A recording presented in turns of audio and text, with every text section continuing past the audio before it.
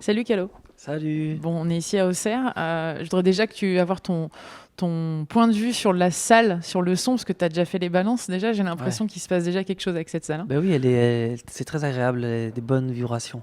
Ouais. Ouais, elle est compacte le son ne résonne pas trop, ça j'aime bien. C'est très agréable. C'est marrant parce que quand on regarde les balances, on se rend compte de l'exigence du monsieur. C'est important, ça, de rien laisser passer, le point de détail, le son de la gratte, le son acoustique, Mhm.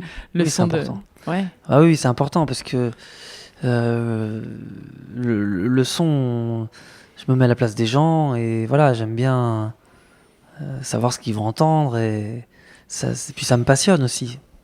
Euh, J'aime bien, ça m'intéresse de peaufiner le son avec les ingénieurs du son, quoi.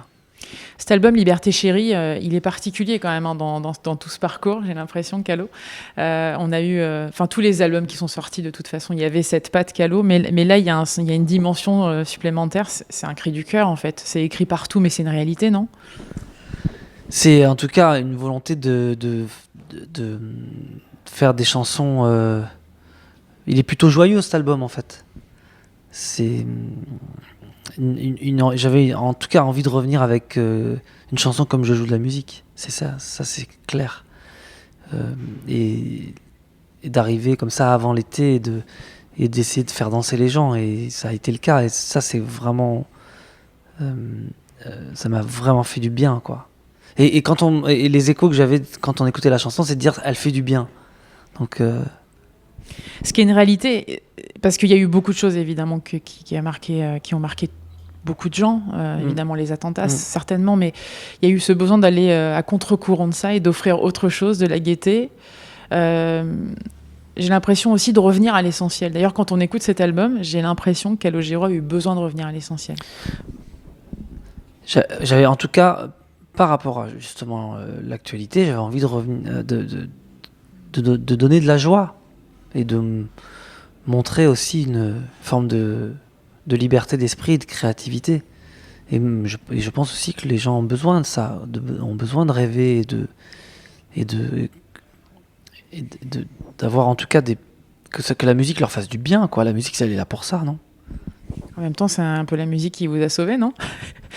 Je l'ai lu à plusieurs Ah oui, reprises. oui, oui, oui, bien Ouais. sûr. Bah, Ouais. la musique, grâce à la musique, en tout cas, j'ai pu trouver ma voix et un épanouissement personnel, c'est clair.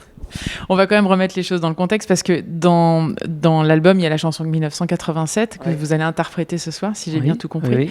Et c'est les débuts des charts, quoi. Ouais. Quand les charts démarrent, vous avez quoi, 16 ans? Oui, C'est en plein échec scolaire. Vos ouais. parents se demandent ce que vous allez devenir. Mm. Vous vous rappelez de ce moment-là?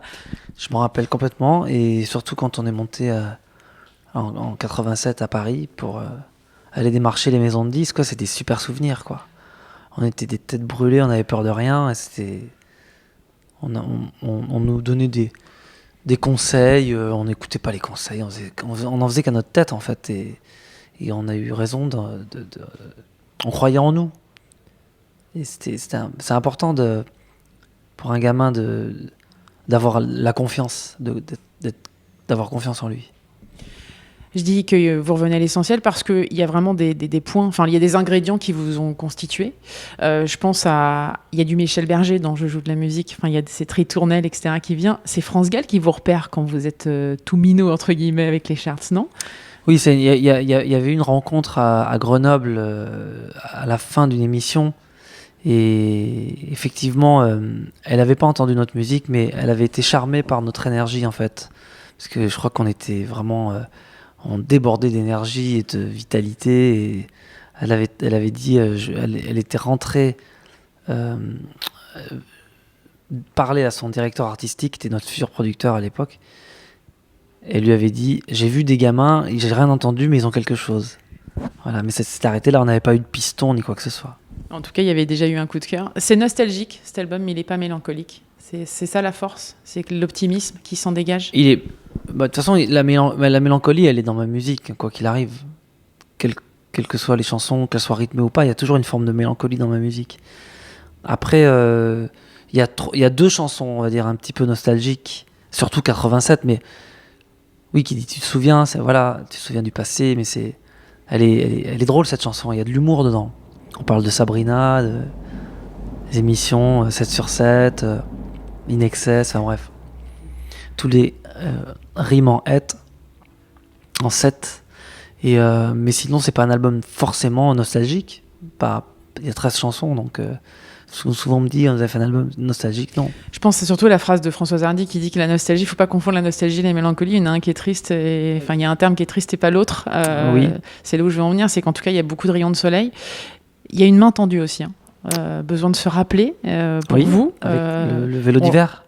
Oui. Ouais, c'est juste, on C'est plonge en 1942, mais c'est fait de façon tellement intelligente. Le devoir de mémoire, c'est hyper important pour les jeunes, pour les futures générations, de ne pas oublier de ce qui s'est passé là où on vit, quoi, dans le pays où on est, voilà. Il y a eu cet événement du Veldiv et c'était la police française, voilà, donc c'est important. Ce qui est important aussi, c'est qu'en fait, vous tendez la main aussi aux gens qui vous écoutent, qui ne vous connaissent pas forcément. Il y a évidemment tous ces albums que vous vendez, mais à chaque fois, il y a encore des gens qui viennent et qui vous redécouvrent. C'est ce qui est juste assez incroyable. C'est le cas de Fondamental. Il y a toujours quelque chose qui se passe à la fois dans votre façon d'interpréter le texte, mais même visuellement. C'est-à-dire que quand on regarde le clip, on est tous touchés, en fait. C'est l'impression que vous voulez qu'on devienne un peu aussi acteur de tout ça. En fait, ce qui me touche le plus, c'est quand... il y a des...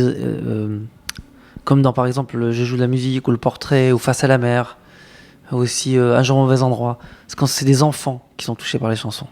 Ça me touche énormément. Parce que comme je suis père de famille, de savoir qu'il y a des mômes qui écoutent mes chansons, qui demandent à leurs parents de mettre les chansons, c'est un truc qui me touche beaucoup. Le Portrait, par exemple, c'est pareil, je l'ai vu ce soir, on va pouvoir l'entendre. Oui. C'est devenu l'une des chansons fondamentales de votre répertoire ? Oui, quand même. Ouais, c'est une chanson importante dans mon répertoire. Et le sujet, et puis... et vous savez, les chansons, on les laisse comme ça, on les lâche comme des ballons, et puis après, les gens, ils les attrapent, ou pas, d'ailleurs. Et Le Portrait fait partie d'une des chansons que les gens ont pris, quoi, dans leurs bras, quoi. Et ça, c'est toujours un peu, pour moi, miraculeux, quoi. Et grâce à ça, je me dois de les chanter sur scène. Si je vais voir les Stones et qu'ils chantent pas Satisfaction, je suis pas content. Quelles sont vos Madeleines de Proust, alors dans votre répertoire à vous, les incontournables, celles qui vraiment vous tiennent le plus à cœur? Parce que Le Portrait, je trouve que c'est vraiment l'exemple absolu. Dans mes chansons? Ouais, dans vos chansons. À vous. Dans le dernier album, peut-être? Ou non, ailleurs? En général, vraiment. Celles qui, pour vous, feront toujours partie de votre setlist.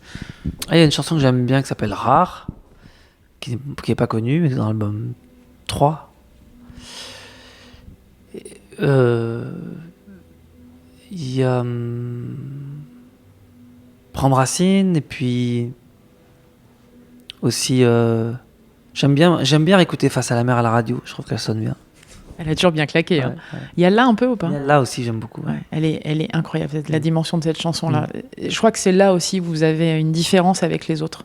C'est que vous n'êtes pas que compositeur, vous êtes d'abord un super musicien, très bon bassiste, on l'a encore vu tout à l'heure. C'est, le son, ça sort. Est-ce que c'est pas ça qui fait la différence aussi, de connaître ces lignes mélodiques, d'aller chercher autre chose, de faire vivre aussi la composition et de mettre en avant les textes? Le fait d'être... D'abord, j'ai la chance de travailler avec de très bons auteurs. Donc Paul École, Marie Bastide, il y a eu Alana Filippi aussi. Je travaille beaucoup avec Lionel Florence au début. Et ça, c'est une chance d'avoir des gens qui écrivent bien. Et je crois que le fait d'être habité par ma musique et d'avoir toujours mon instrument avec moi qui accompagne ma voix, ça fait...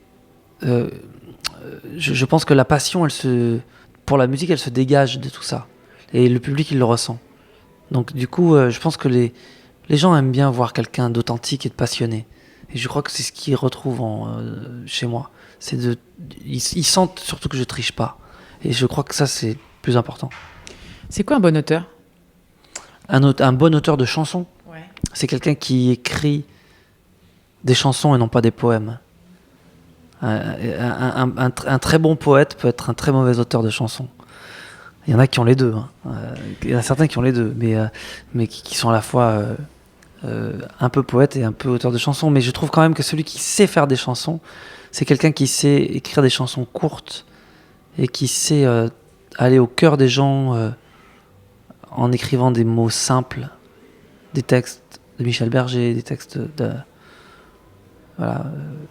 C'est dur de chanter en français, Calo, parce que vous êtes quand même fan des Beatles. Enfin, c'est vraiment, Ouais, pas que. Notamment de Paul McCartney, l'oncle Paul, pour les bassistes. Mais globalement, je suis attiré par la Britpop, la chanson anglo-saxonne. Mais j'aime profondément la chanson française aussi. J'aime pas trop la variété italienne. J'ai un problème avec... Pourtant sicilien. Pourtant, c'est famille sicilienne. C'est ma racine, hein, mais je préfère... je suis plus attiré par l'esthétique du son des Anglais. Ça, c'est clair. Et ça s'entend dans ma musique. Mais j'ai une profonde passion pour la chanson française. Et je trouve que c'est plus difficile de chanter en français que de chanter en anglais. Et je trouve que aujourd'hui, les mômes qui osent chanter en français, ils ont du mérite, ils sont audacieux, et qui écrivent bien, comme Vianney ou d'autres. Je trouve ça bien. L'album s'appelle Liberté Chérie. C'est encore un pas en avant, c'est une main tendue en disant voilà, on est beaucoup plus forts tous ensemble que tout seul. Et puis c'est bien de regarder aussi dans le rétro. Vous regardez des fois dans le rétro, vous vous sentez comment au milieu des autres? Je me sens, en référence évidemment à 1987 et l'album des charts au milieu des autres. Non, mon premier album. Ouais, le premier album. Mon premier album solo. Mais non, je me sens.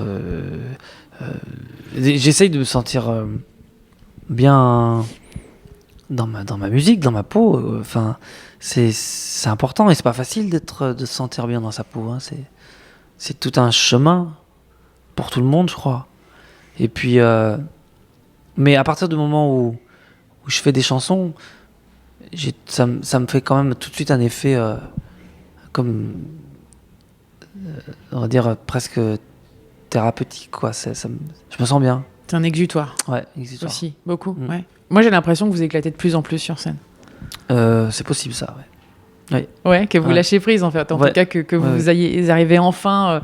Je dis ça parce qu'il y a un moment donné, vous étiez encore plus timide, vraiment. Enfin voilà Mais j'ai jamais été timide sur scène. Non, c'est pas timide, c'est difficile de trouver les mots pour expliquer des sentiments. Et je crois que vous avez jamais aimé raconter des sentiments ou autre, parce que pour vous la musique ça s'écoute d'abord. Oui, ça s'écoute, mais c'est vrai que je suis plus timide dans la vie que sur scène. En fait, j'ai pas. Dans la vie, j'aime bien. Je suis pas du genre à parler fort ou à me faire remarquer comme ça. Alors que sur scène, j'aime bien qu'on me remarque, j'aime bien qu'on me regarde. Donc c'est un peu un dédoublement comme ça de personnalité, mais que je gère très bien parce que j'ai besoin de la scène pour que les gens aient vraiment les yeux rivés sur moi. Alors que dans la vie, pas du tout. Ouais, c'est assez étonnant en fait. Mais ce qui est bien, c'est de pouvoir l'expliquer. Liberté Chérie, elle représente quoi cet album pour vous, Calo? Il représente la joie. Pas mal de joie en fait. Et c'est aussi mon premier album enregistré totalement à Abbey Road dans les studios où les Beatles ont enregistré tous leurs albums. Donc c'est symboliquement un album important. D'ailleurs, quand on l'écoute, on a l'impression de vous voir sur le passage piéton, en fait. On se demande si vous avez fait la photo. En même temps, non, j'ai pas fait la photo, mais l'album, il me ressemble. Heureusement que j'ai pas fait une pâle copie des albums des Beatles. Est-ce qu'il faut laisser le temps au temps, pour le coup? Parce que cet album, encore une fois, c'est le 7e, mais il a une particularité. Voilà, encore une fois, c'est vraiment tous les ingrédients de ce qui vous a donné... de ce qui vous a fait naître en tant qu'artiste. Il y a tout ce que vous aimez, il y a tout ce qui est important pour vous. Mais c'est le temps qui fera qu'il vieillira bien ou pas. C'est déjà, pas moi. Les chansons, on les connaît quasiment par cœur. Vous-même, vous le disiez. C'est vrai, quand on les écoute, on a l'impression qu'elles font déjà partie de notre vie. Enfin, c'est aussi la force quand même de ce que vous rajoutez. C'est pas moi qui l'ai dit. Non, c'est moi qui vous le dis. C'est moi qui vous le dis. Ça représente quoi la scène pour vous, Calogero? C'est pour moi, là où on peut prolonger le rêve qu'on a eu d'adolescent, où on a voulu faire de la musique dans les salles de répétition avec des copains. Pour moi, c'est ça la scène. En fait, La scène, c'est la vraie rencontre avec les gens, quoi. C'est-à-dire, on fait avant tout ce métier pour faire de la scène. Enfin, en tout cas, moi, j'en fais pour faire de la scène, pour faire des concerts, quoi. Ouais, les interviews, c'est chiant. Dernière question. Non, mais ça va. Je trouve pas ça chiant. C'est juste que il a fallu que. Enfin, je fais ce métier depuis un certain nombre d'années, mais il a fallu les interviews. Il a fallu que je m'y fasse, c'est clair. Au départ, si vous regardez les tout premiers interviews des charts, vous êtes mort de rire. Hein. En même temps, vous aviez 16 ans au début, quoi. Ouais, mais c'est quand même un autre truc, quoi, qu'on demande à un musicien ou un chanteur. C'est un autre exercice, ouais, quoi, et qui est pas forcément. On n'apprend pas ça dans les écoles de musique, quoi. C'est un autre métier. Dernière question. Ce soir, on va découvrir quoi sur scène pour ce concert privé, pour ce France Bleu Live? Eh bien, vous voulez les titres des chansons? Mais bien sûr. Alors, en tout cas, ce qu'on va découvrir, voilà. On chantera Voler de nuit. On chantera Julie. Je joue de la musique. Face à la mer. On chantera En apesanteur aussi. Et le portrait fondamental. Calogero, quoi. Donc on va dessiner des moutons ensemble, parler de Saint-Exupéry, parler de poésie aussi un peu, parce que même si on parle de texte. Merci beaucoup en tout cas, Calo. Merci à vous.